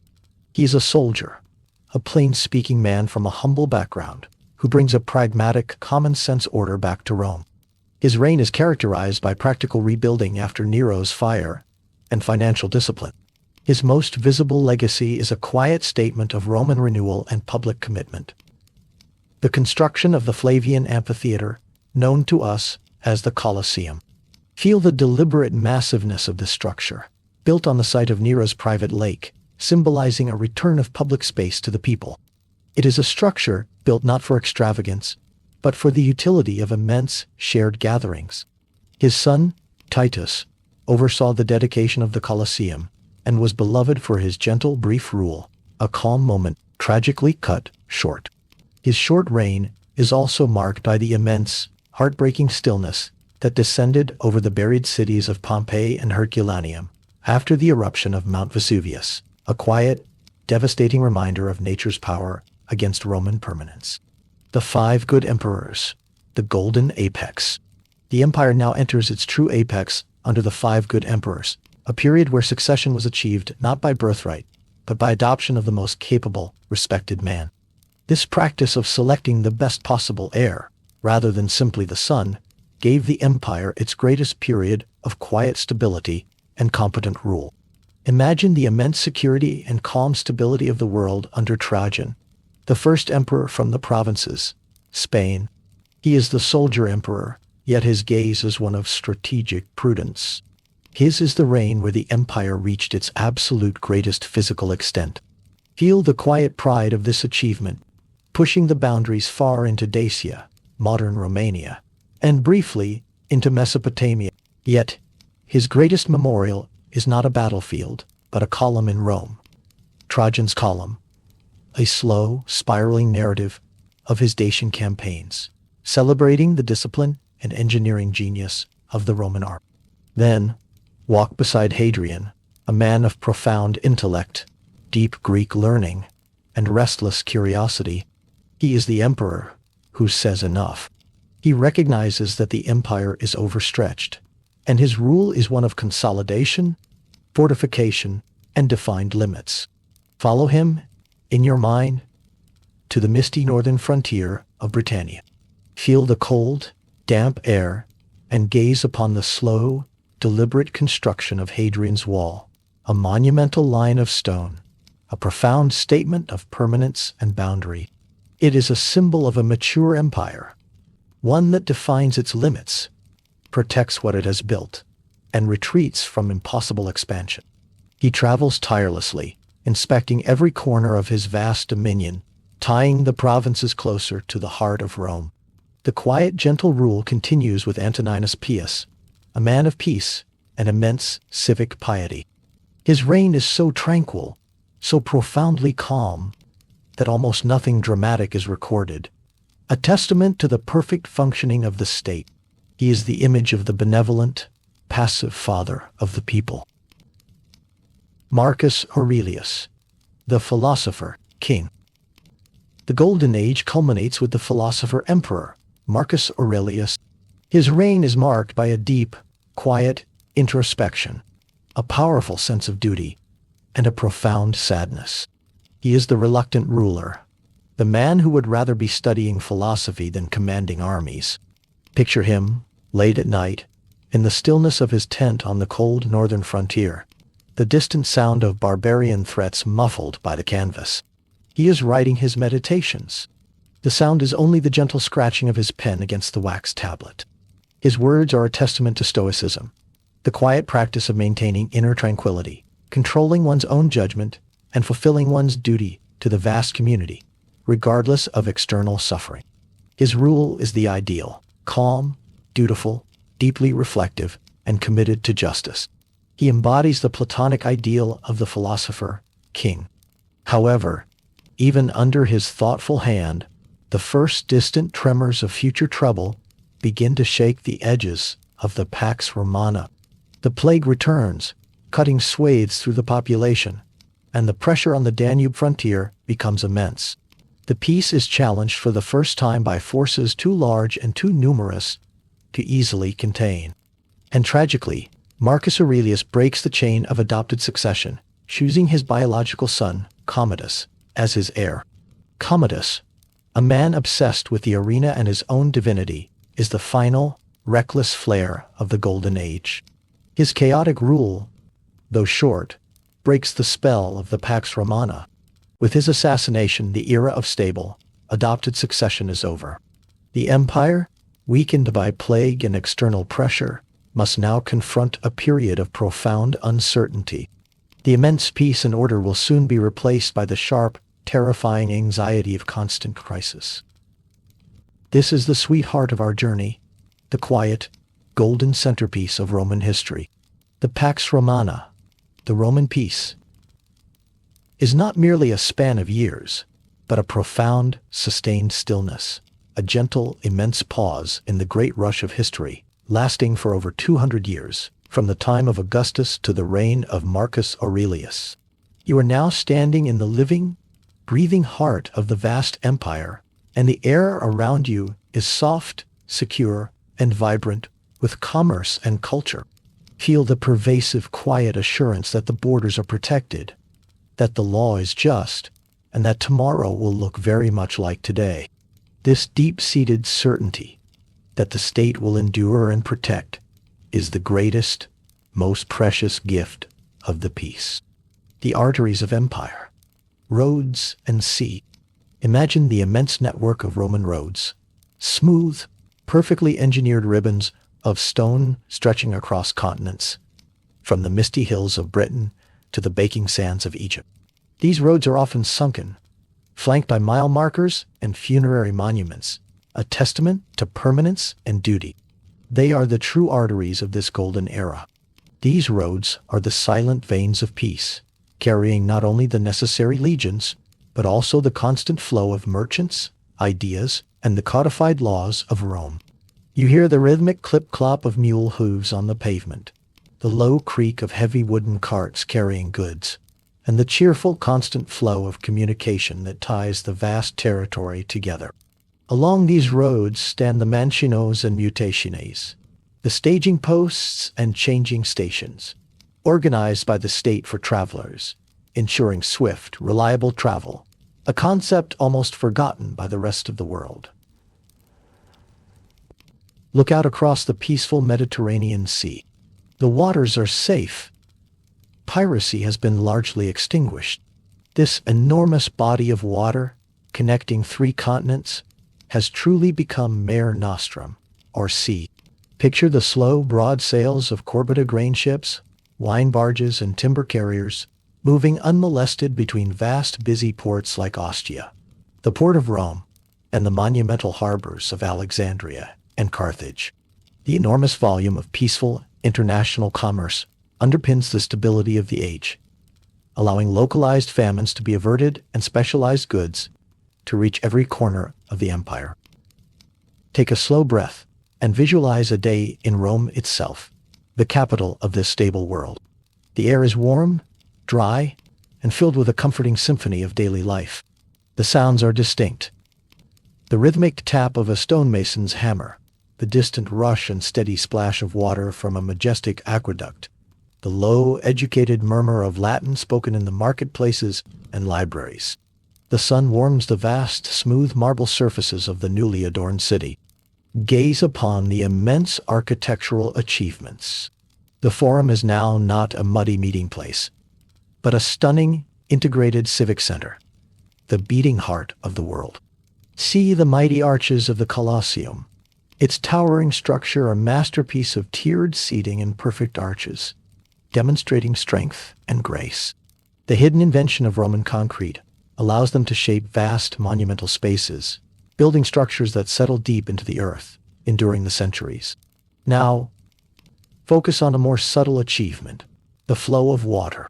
Trace the path of the aqueducts that bring pure, cool water from the distant hills. This water fills the immense, steaming complex of the baths. Feel the damp, warm air, and listen to the low echoes of conversation in the tepidarium, warm room, and the splash of water in the frigidarium, cold plunge. These are communal centers of tranquility, where citizens gather not just to cleanse, but to talk philosophy, read aloud in the libraries, and discuss politics, a quiet, democratic ritual of Roman society, open to almost all, fostering a deep sense of shared civilization. In the private domus of the wealthy, the light filters through the atrium into the cool, quiet central courtyard. The scent of olive oil lamps and perhaps soft perfume lingers in the air. For the vast majority, life is lived in the multi-story insulae, apartment buildings, where the smells of wood smoke, baking bread, and the noise of neighbors are constant companions, but always against the backdrop of an ordered city. The enduring legacy of law, the single greatest gift of this age, the quietest and most enduring, is law. Feel the solid strength and fairness of the Roman legal codes, the slow, deliberate, rational process of jurisprudence. The Roman judge sought not quick vengeance, but balanced justice based on reasoned principles and precedent. This is the central Roman achievement, the idea that society is governed not by the whim of a ruler or the arbitrary decree of a priest, but by clear, rational, written rules. This vast, meticulous body of law establishes precedents, defines property rights, and structures the very relationship between the individual and the state. It is a quiet, intellectual structure built to last, the invisible architecture of civilization itself. This system provided a quiet predictability that was essential for business, travel, and peace, culture and identity. The culture of the empire is one of slow, quiet absorption and pragmatism. Roman pragmatism blends beautifully with the refined philosophy and art inherited from Greece. The children of the elite are often educated by Greek tutors, creating a powerful, sophisticated fusion. Poets and scholars, long after the Augustan age, continue their quiet work in libraries and villas. Education is highly valued. Libraries are stocked with thousands of papyrus scrolls, and learning is a quiet, continuous process, ensuring the administration and intellectual life of the empire remain vigorous. The vast territory is stitched together not by force, but by a powerful, shared identity. The Roman citizen, whether he lives in London, Lyon, or Leptis Magna, feels the steady, protective hand of the empire. He speaks Latin in the marketplace, benefits from Roman roads and law, and knows that the legions stand watch for him. It is a vast, silent engine of order and prosperity. This golden age is the height of Roman self-confidence. The Pax Romana feels eternal, solid, and utterly unbreakable. The world has settled into a deep, comfortable rhythm, a hypnotic stillness that allows for profound cultural flourishing. Yet, even in the deepest calm, a change is gathering. A slow, geological pressure that will eventually transform the entire system. The crisis of the 3rd century and the Great Transformation. The profound stillness of the Pax Romana shatters. Step across this threshold into a century of relentless turmoil, a period where the very foundations of the empire seem to shift and shake with geological force. The air now feels brittle, charged with anxiety and the sharp, metallic scent of constant campaigning. The vast, stable security the Roman world had taken for granted simply evaporates. This is the crisis of the 3rd century, a relentless 50-year span, roughly from 235 CE to 284 CE, where every pillar of the empire, political, military, and economic, is simultaneously under attack. You sense the sheer scale of the internal fracture and the terrifying incessant pressure from outside. The unraveling of the frontiers, the security of the frontiers, the great walls, and the mighty rivers suddenly crumbles. Imagine the low, urgent drumbeat of countless skirmishes, the sudden, sharp violence along the northern and eastern borders. The empire's enemies, the Sasanian Persians in the east, and various large, dynamic Germanic confederations, like the Goths and Alemanni in the north, no longer see Rome as an immovable barrier, but as a vast, rich land ripe for raiding. Picture the legions. They are constantly moving, fighting not for glory or conquest, but for sheer, desperate survival and the protection of their immediate provinces. The armies are depleted by plague and endless warfare. The soldiers feel a profound, growing loyalty only to the generals who can pay them and lead them to immediate victory, often ignoring the distant, ineffective government in Rome. You can hear the sounds of displacement, the lowing of cattle stolen in raids, the quiet, fearful whispers of villagers fleeing their homes, the frantic sound of citizens hastily reinforcing the crumbling walls of provincial towns. The great roads, once arteries of trade, now primarily serve as conduits for massive, fast-moving armies. The chaos of the barracks emperors. Inside the empire, the quiet, centralized authority established by Augustus dissolves into anarchy. The principle of stable succession vanishes. Emperor follows emperor in swift, chaotic succession, a total of 26 different rulers in 50 years. These are the barracks emperors, elevated and cast down by the restless, fearful legions in the field. Feel the rapid, bewildering change in the air. A general is proclaimed emperor on the Danube, only to be murdered by his own troops a year later. Another is proclaimed in the east, only to be captured and humiliated by the Persians. The very concept of the emperor, the divine princeps, loses its aura of sacred permanence, becoming instead a temporary, highly dangerous job title. The empire briefly splinters into three separate, independent states: the Gallic Empire in the west, the Palmyrene Empire in the east, and the perpetually threatened Central Roman core. The sense of unified Roman identity is deeply fractured. The deepening economic and social decay. The instability leads inevitably to profound economic decay. Imagine the quiet horror of watching the currency collapse. Emperors, needing to pay their demanding legions instantly, dilute the silver content of the coinage, issuing debased money with every new reign. The result is a slow, grinding inflation. The value of Roman money melts away. A legionary's pay, once a source of security, quickly buys less and less.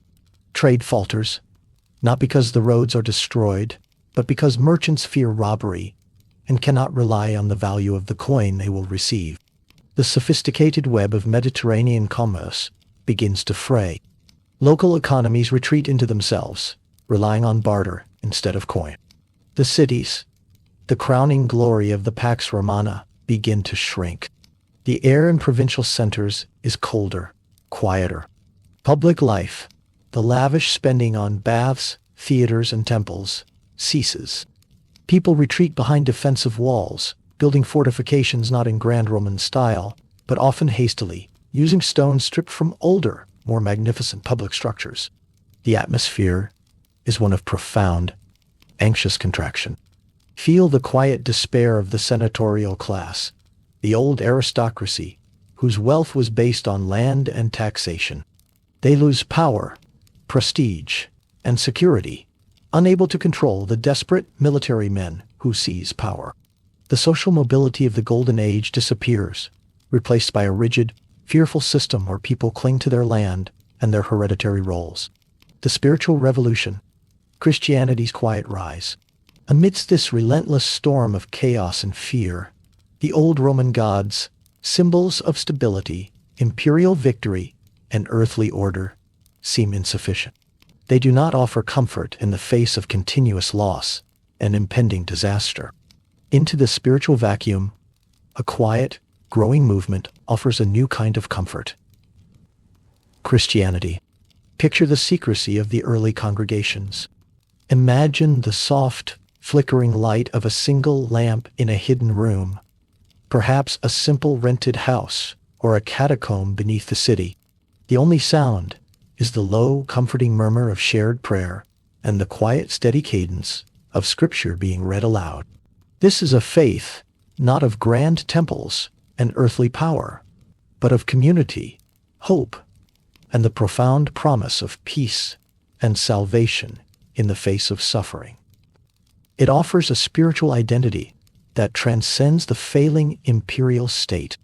Though there were moments of sharp, state-sponsored persecution, driven by emperors desperate to unify the populace around the old state religion, the faith was too decentralized and too deeply rooted in the communities to be eradicated. Its growth during this chaotic century is a testament to its quiet, powerful resilience. It is a slow, quiet, profoundly influential revolution of the spirit, growing silently and steadily beneath the surface of the overwhelming military crisis. The turmoil is immense, but the empire is not ready to fall. It has reached its lowest ebb, but its deep structural organization, its sense of law, its roads, its vast infrastructure, provides a final, immense inertia. The system simply shifts, bends, and transforms, waiting for a general with the vision and the will to impose order once more. That man will be Diocletian. Diocletian and Constantine, reform and the rise of Christianity. The moment of deepest crisis gives rise to the necessary saviors, men of immense will who understood that the old system, though cherished, was terminally broken. The air of the late 3rd century is heavy with exhaustion, confusion, and a desperate, universal hunger for order. The first of these transformational figures is Diocletian, a soldier of immense practical intelligence and ironclad logic, who seized power in 284 CE. He did not seek to restore the gentle facade of Augustus's rule. He sought to impose an absolute, unyielding order through sheer bureaucratic force. Diocletian's Iron Order. The Tetrarchy. Diocletian looked upon the vast, fractured body of the empire, overstretched, financially ruined, and militarily unstable, and concluded that no single man could possibly manage it. The only way to save the whole was to divide the burden. Visualize his immense, radical reform, the Tetrarchy, or the Rule of Four. The empire is carved into 4 administrative sectors. It is split fundamentally into 2 halves, east and west, each governed by a senior emperor, an Augustus, and a junior emperor, a Caesar. Feel the deep, philosophical shift. This is not a friendly sharing of power. It is a meticulously designed system of military command and political succession intended to ensure stability. The 2 Augusti were the ultimate authority, and the 2 Caesars were meant to learn, govern, and then quietly succeed to the role of Augustus after 20 years, appointing new Caesars in turn. It was a beautiful, rational machine designed to eliminate the bloody chaos of the barracks emperors. The air of the court becomes heavier, more formal, less Roman, and more Eastern. Diocletian intentionally elevates the imperial image, moving away from the princeps, first citizen, and embracing the dominus, lord. Watch the quiet, precise change in ritual. The emperor is no longer approached easily. He is cloaked in rich silks and jewels, approached only through the elaborate ceremony of adoratio, where subjects must prostrate themselves. This formality was designed to instill a sense of remote, untouchable authority, creating a separation between the sacred person of the ruler and the messy reality of the state. Economic and social rigidity. To combat the crushing inflation and chaos, Diocletian applied the same rigid logic to the economy. He issued the edict on maximum prices, an attempt to freeze all prices and wages across the entire empire. Imagine the administrative nightmare. Imperial agents attempting to enforce fixed prices on every single commodity, from a loaf of bread to a mule cart, across millions of square miles.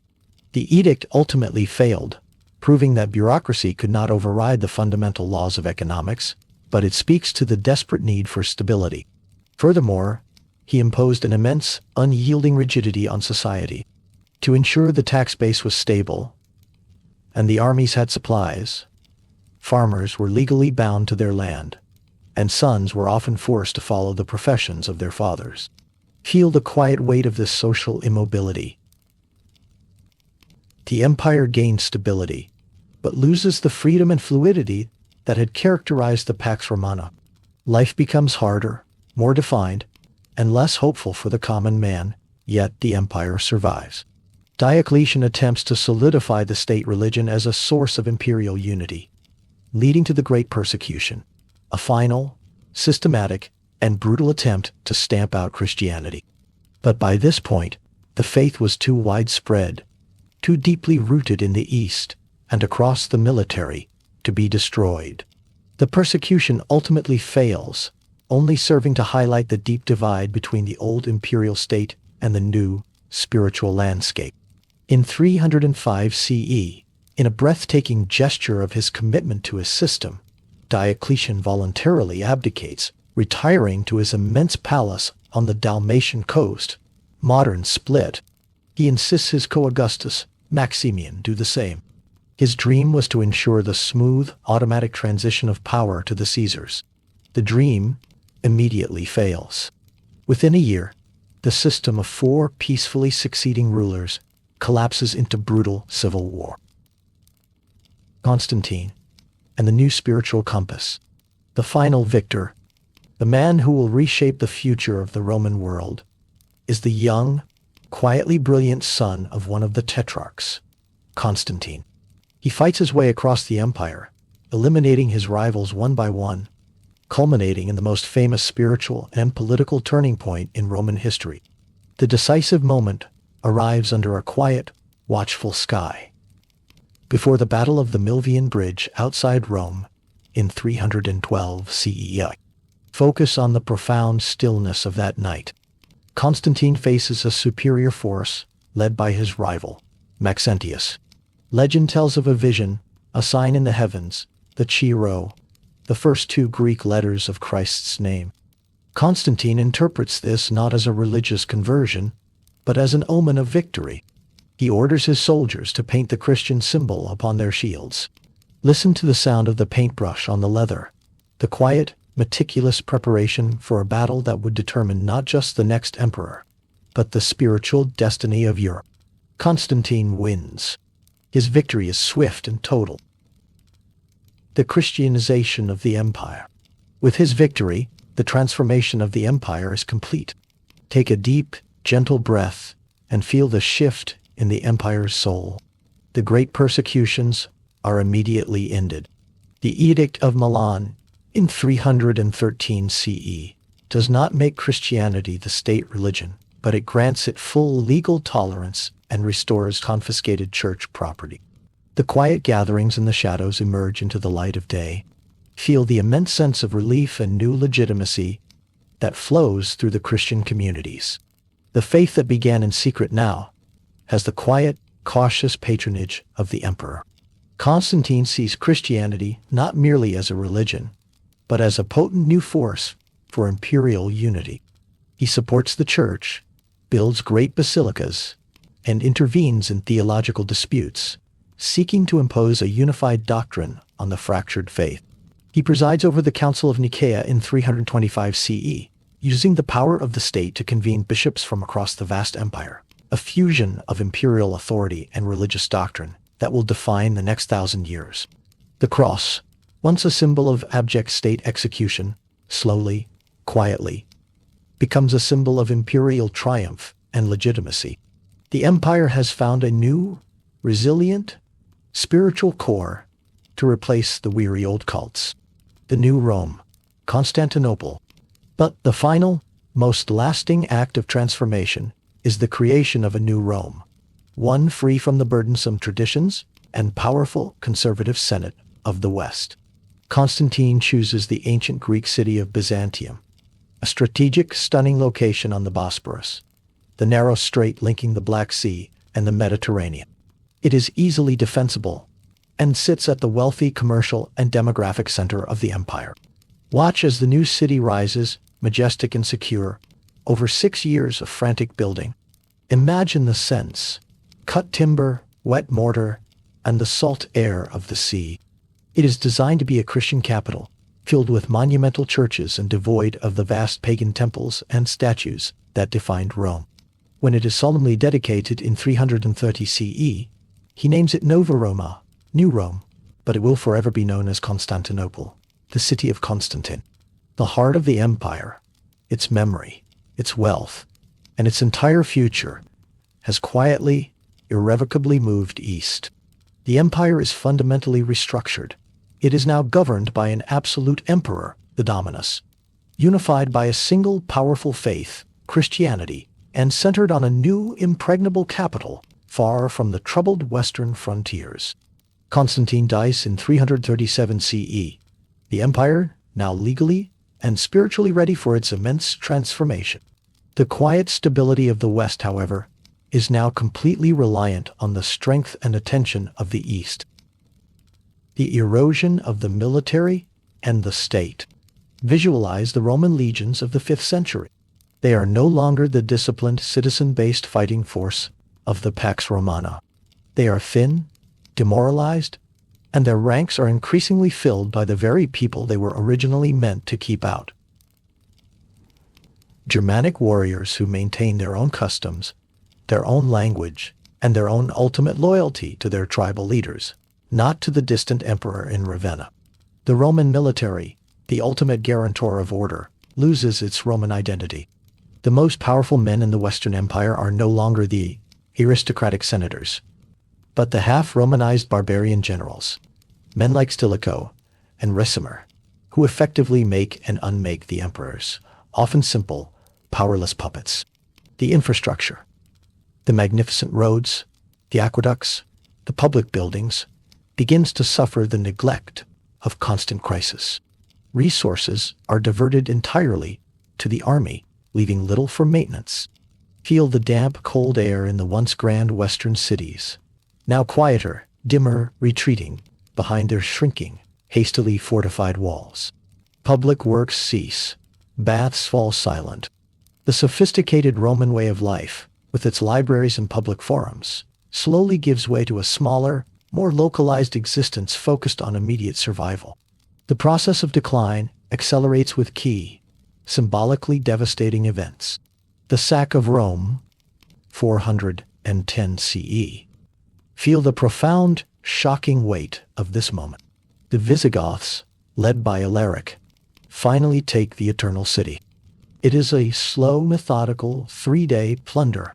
While not entirely destructive, the psychological impact is immense. For 800 years, Rome had not fallen to a foreign enemy. The event reverberates throughout the entire Roman world, signaling that the ultimate guarantor of civilization was vulnerable. The philosopher St. Augustine writes The City of God largely in response to this crisis of faith and confidence. The loss of North Africa, c. 439 CE. Imagine the loss of the immense, vital breadbasket of the empire. The Vandals seized the wealthy provinces of North Africa, including Carthage. This is a quiet, economic death blow. The loss of the grain and tax revenue from these provinces starves the Western Empire of the resources needed to pay the foederati it relies upon, creating a vicious cycle of military dependency and financial collapse. The quiet dissolution, 476 CE. The end is not a cataclysm, but a quiet, almost dismissive anticlimax. A slow extinguishing of a flickering lamp that no longer had the fuel to burn. By the 470 CE, the Western Empire had shrunk to a collection of territories in Italy, often controlled by various Germanic chiefs. The last official figure to hold the purple robe in the West was a boy named Romulus Augustulus, a tiny, frail echo of the founder, Romulus, and the first emperor, Augustus. On a quiet day in 476 CE, a Germanic chieftain of the Heruli, named Odoacer, simply deposes the boy emperor.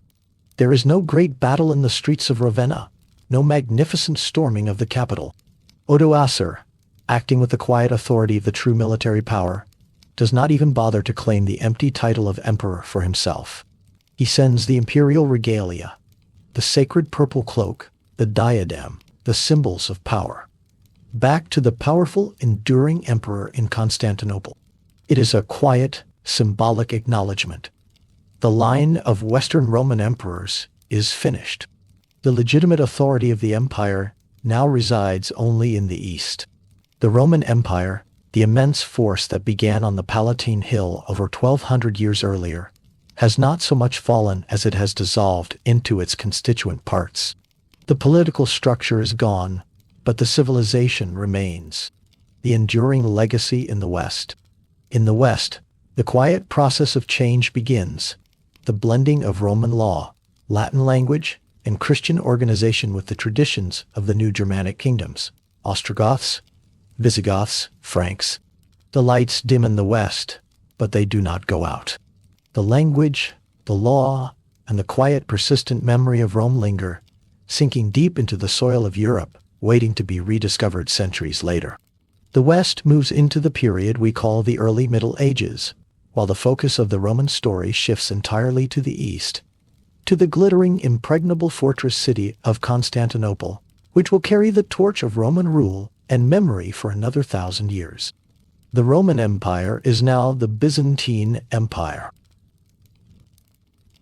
The enduring legacy. Rome's impact on civilization. The great narrative of the Roman world, from the quiet origins on the Palatine Hill to the final, somber silence of Constantinople's walls, is now complete. Yet, the story does not truly end. The fall of Rome was the quiet, necessary transformation of the greatest imperial structure ever conceived. It was not a sudden, clean break, but the immense, deep sinking of a foundation that would continue to support the entire architecture of the Western world. Take a slow, profound breath and focus on the quiet persistence of that foundation. The physical, military, and political empire vanished, but its spirit, its meticulous sense of order, its legal logic, and its universal language entered the soil of Europe and became the silent, invisible blueprint for everything that followed. This final contemplation is not about kings and battles, but about ideas and structures. The quiet, enduring gifts Rome passed to the future. The enduring logic of law. The single greatest, most pervasive gift of Rome is the concept of rational, written law. It is the enduring architecture of Western civilization itself. Close your eyes and visualize the ancient scribes working, slowly and meticulously, organizing the chaos of custom into the quiet, powerful order of the written word. This is the rule of law. The idea that society is governed not by the arbitrary whim of a ruler, but by clear, predictable, universally applicable principles. Feel the profound stability this idea imparts. Roman law provided a sophisticated framework for property rights, contracts, family relations, and civic duty. It gave people the quiet assurance that their dealings, their possessions, and their lives were protected by an impartial, rational system. This system was preserved, expanded, and perfected by Justinian's Corpus Juris Civilis, the legal text that quietly survived the fall of the West. The concept of ius naturale, natural law. The Romans formalized the concept that certain rights and moral codes are inherent and universal, belonging to all people simply because they are human, transcending the laws of any single state. This quiet philosophical understanding underpins every modern discussion of human rights, precedent, and due process. The Roman system established the quiet, powerful idea that court decisions should be based on previous cases, precedent, and that every accused person deserves a formal, structured process of defense, due process. The Republic's legacy in governance, even the later monarchies of Europe, and eventually the republics of the New World, would quietly borrow Roman vocabulary and concepts. Senate, consul, plebiscites, and the entire concept of a written constitution intended to limit power. The very structure of legislative, executive, and judicial bodies finds its quiet, formal root in the complex mechanisms of the Roman Republic. The quiet, intellectual achievement of Roman law is that it allowed predictability and trust to flourish across vast distances, enabling the sophisticated trade and commerce of the Pax Romana to take root. This legal logic is the invisible skeleton of the modern world. The persistence of language and communication. The Latin language, the steady rhythmic tongue of the Roman soldier, poet, and lawyer, is the second immense, quiet gift. Listen to the enduring cadence of the language. In the West, as the empire dissolved, the official, elegant Latin of the Senate slowly, gently transformed in the mouths of the conquered peoples, blending with local dialects. The result was the formation of the Romance languages: Italian, French, Spanish, Portuguese, and Romanian. These are not new inventions. They are simply Latin wearing new forms. Even English, a Germanic language, is profoundly saturated with Latin's influence. Over half of its vocabulary is derived from or transmitted through Latin. When you use words like justice, empire, pax, senate, veto, colony, civil, or manual, you are simply speaking the quiet, persistent voice of Rome. The alphabet, the Latin alphabet, the script you are reading now, is Rome's simplest, most ubiquitous legacy. It is the language of trade, science, and literacy across the globe. Communication and infrastructure. The great Roman roads may have crumbled, but the idea of unified, state-sponsored infrastructure for the common good, roads, bridges, clean water, sewer systems, is Rome's lesson. The quiet, profound commitment to engineering, to build things that are functional, enduring, and beautiful, is a core tenet inherited from the Roman spirit. The use of concrete, arches, and aqueducts defined the civilized city for 1,000 years. The unifying force of Christianity, the final, and perhaps most profound, transformation wrought by Rome, was its role as the incubator and vehicle for the spread of Christianity. The faith was not founded by Romans, but it was organized, structured, and disseminated by the Roman system. The role of organization. The early church adopted the Roman administrative structure. Bishops governed dioceses, mirroring the imperial bureaucracy. This organizational genius allowed the church to survive the political chaos of the West. The quiet authority of the Bishop of Rome, the Pope, grew precisely because he was seated in the city that symbolized eternal authority. The role of infrastructure. The vast, safe network of Roman roads and sea lanes allowed missionaries to travel across the entire Mediterranean basin quickly and securely during the Pax Romana. The widespread use of Koine Greek and Latin allowed scripture to be written and understood across diverse cultures. The empire provided the medium for the message. When the political structure of the West failed, the quiet, persistent authority of the Church, using Roman administrative principles, Latin liturgy, and the memory of the Roman legal structure, was the only institution capable of organizing society, preserving literacy, and transmitting the classical intellectual inheritance into the early Middle Ages. The spiritual legacy of Rome became the political and cultural foundation of medieval Europe. The aesthetic of power and the sense of duty. Beyond law and language, Rome imparted a deep, quiet aesthetic, a style of governance, and a way of life. Architecture and public space. The monumental scale, the dedication to public works, baths, forums, bridges, and the emphasis on the communal space. These are the quiet architectural statements of Roman power. The great revival of these forms in the Renaissance was an explicit attempt to recover the Roman aesthetic of dignity, order, and classical proportion. Every parliament building, every supreme court, every great classical statue is an echo of the form.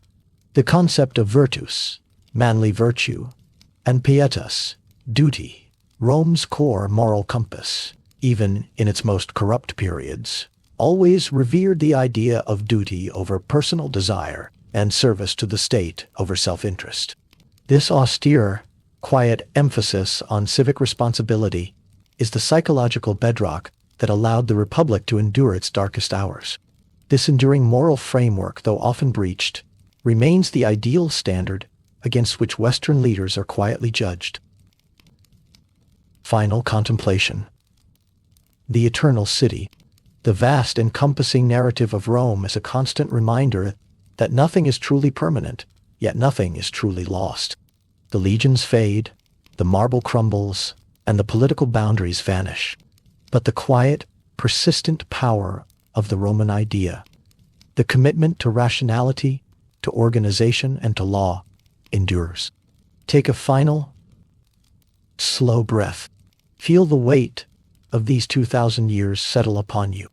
You have stood on the frozen banks of the Rubicon, felt the silence after Cannae, walked the dazzling streets of Constantinople, and seen the light fade over the western hills.